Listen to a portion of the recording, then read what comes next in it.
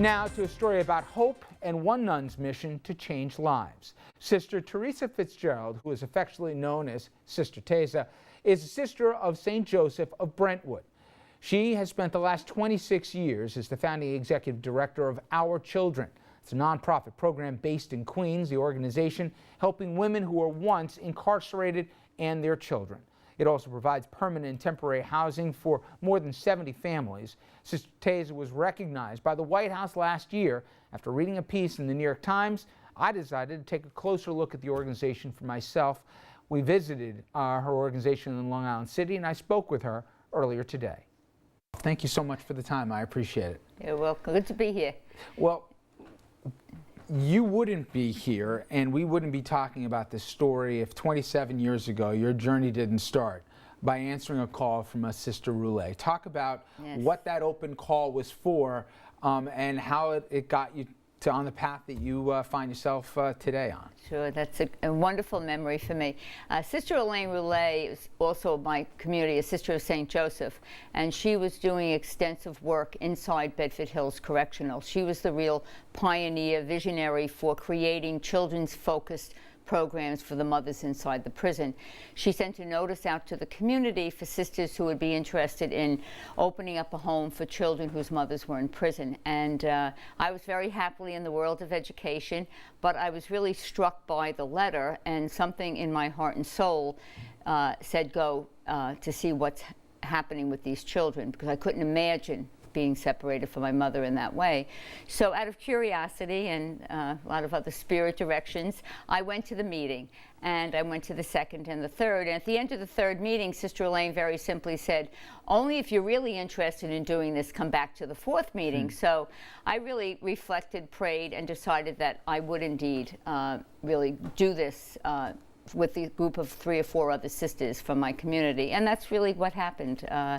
It brought me inside the world of Bedford Hills, inside the world of prisons, and meeting women face to face who really had made poor choices, but really were very, very anxious to change their lives. And you saw and have spoken about the huge costs on so many levels of the disconnect between the child and the parent. And talk about in many ways how that bore out in the name of this, because it's not Our Children, O-U-R, there's an H in front of it. And talk about the significance of the hour as that 60 minutes. Yes, and that was deliberately chosen by Sister Elaine's sister Jean Roulet, because the hour of the lives of the children that we work with, it's affected by the hour of separation, the hour the mother, they can visit their mother in prison, because in Rikers Island it's 1 hour, in the state it's a few hours, but then the more hopeful hour of reunification and moving on with their life. So it states our mission.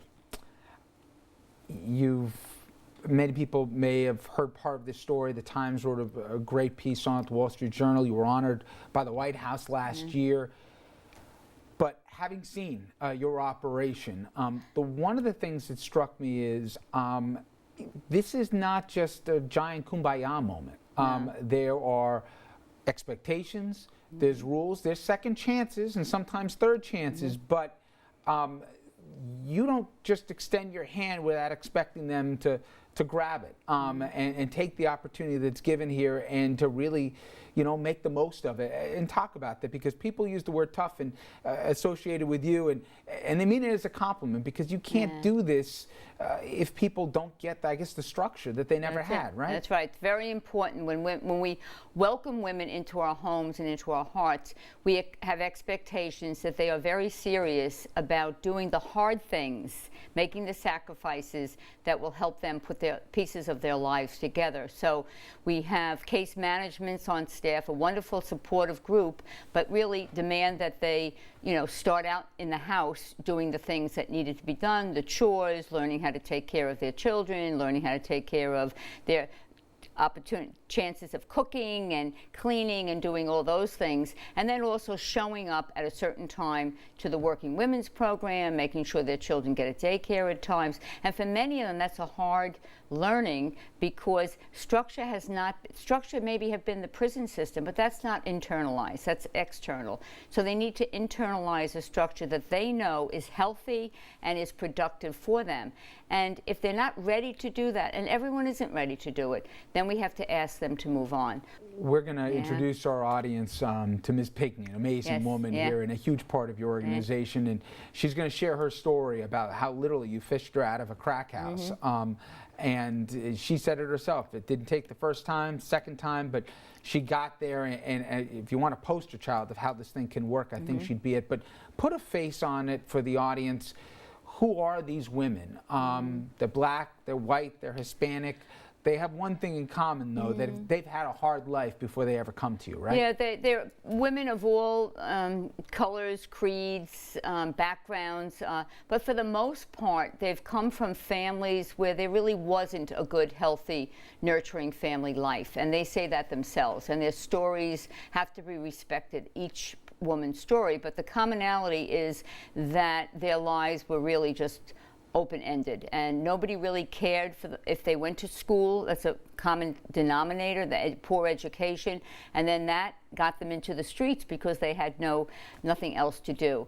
And from there, it ended up very often in drugs. You know, they have to look at what brought them to prison and then really make the hard choices and get the help that they need to make sure that won't happen again. And most often that revolves around making recovery skills and keeping that in focus, getting an education, getting job training, developing a work ethic that many of them don't have, to make sure that this is going to be the foundation for their future. And that's what we're there for.